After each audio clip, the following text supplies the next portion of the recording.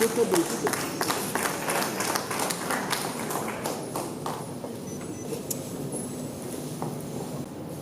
Barbara, c'est un immense honneur pour moi ce soir, en cette période où notre gouvernement expédie les affaires courantes, de féliciter de vive voix une des plus belles voix féminines de notre univers musical, mais surtout d'adresser des honneurs bien mérités à une enfant du pays. Je voulais dire à une grande dame de notre grand et beau pays, la République démocratique du Congo. J'ai cité Madame Barbara Kana. Compte tenu de son parcours impressionnant, qui la glisse déjà au rythme d'une étoile filante malgré son jeune âge, d'aucuns se posent des questions sur les raisons de ce rapprochement du travail discographique et scénique de Barbara Kana avec AIPAS, une organisation mondiale qui œuvre pour accroître la capacité des femmes à exercer leurs droits en matière de sexualité et de procréation et à mettre fin au décès résultat d'un avortement pratiqué dans de mauvaises conditions. La réponse est simple. Nous avons simplement saisi l'opportunité en or qui nous a été offerte pour encourager une leader de la trempe de Barbara Kana et l'amener à rejoindre le club des champions de la vulgarisation des instruments juridiques internationaux et nationaux sur la promotion des droits de la femme et de la famille. Enfin, Madame l'ambassadrice et très chère Barbara, je voulais avant de terminer vous féliciter encore une fois pour votre distinction par la prestigieuse Université de Floride et votre engagement en championne de la promotion des droits de la femme selon l'esprit et la lettre du protocole de Maputo auprès de notre partenaire fidèle AIPAS, auprès de qui je vous recommande pour une fructueuse collaboration à l'image de votre immense talent. En tant que ministre du genre, enfants et famille, que je vais vous remettre cet important instrument. Et je vous dis que voilà, le travail va commencer. À travers vos chansons, pensez. Lorsque vous avez inspiration, pensez aussi à dire aux femmes ce qui est contenu là-dedans. Vous aurez fait œuvre utile et le ministère vous en sera très, très reconnaissant. Merci beaucoup, madame.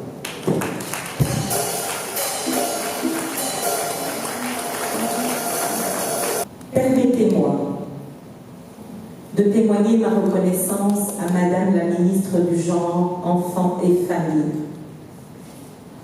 À travers elle et avec tout le ministère, pour son implication personnelle dans les questions touchant aux droits de la femme. Ma gratitude s'adresse à l'OASP, qui est l'Observatoire africain de la sanction positive, qui m'ont fait l'honneur de me décerner le titre de docteur honoris causa. Ma gratitude s'adresse également à l'organisation non gouvernementale AIPAS, qui depuis des années accompagne la femme et la jeune fille dans la lutte pour la prise en charge personnelle et l'autodétermination de leur futur.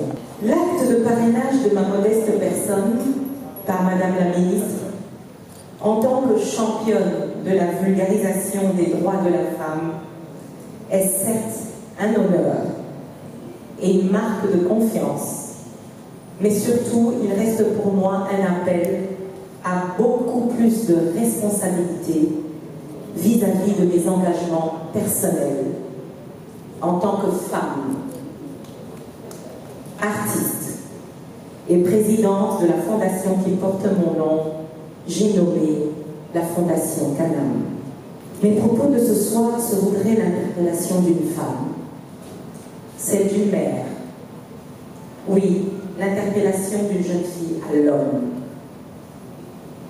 aux institutions de la République, une interpellation aux organisations et aux autres mouvements associatifs sur les droits et la cause de la femme en République démocratique du Congo. La femme, et encore elle, serait-elle toujours un être humain à part entière devant jouir du droit de disposer sexuellement d'elle-même autant que l'homme?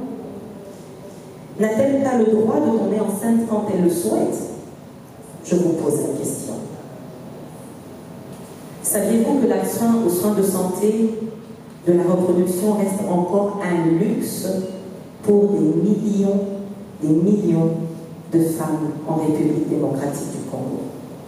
J'aimerais en toute confiance et détermination vous rassurer qu'à travers la Fondation Canam et à travers mon irrévocable vocation d'artiste, musicienne, je m'engage à promouvoir les droits de la femme, à les défendre et à en faire un large écho auprès d'autres femmes de mon pays, d'Afrique et du monde, et de tous les États parties prenantes, afin que cesse toute forme de discrimination liée au genre et autres abus qui en découlent. Je me réjouis du fait que mon engagement ce soir trouve son fondement dans le cadre juridique défini par le protocole de Maputo, tel qu'il a été ratifié par le gouvernement de mon pays, j'ai cité la République démocratique du Congo, qui y a adhéré depuis le 9 juin 2008. Il est clairement défini que les actions que je mènerai dans le cadre de mon engagement se souscriront dans la droite ligne du protocole de Maputo. Dorénavant, en campagne ou en ville, en tant que femme d'abord et artiste, je me ferai le devoir de porter la voix des autres, votre voix. Être leur ambassadrice auprès des décideurs et autres acteurs sociaux en faveur des droits de la femme. Et j'ai envie de chanter.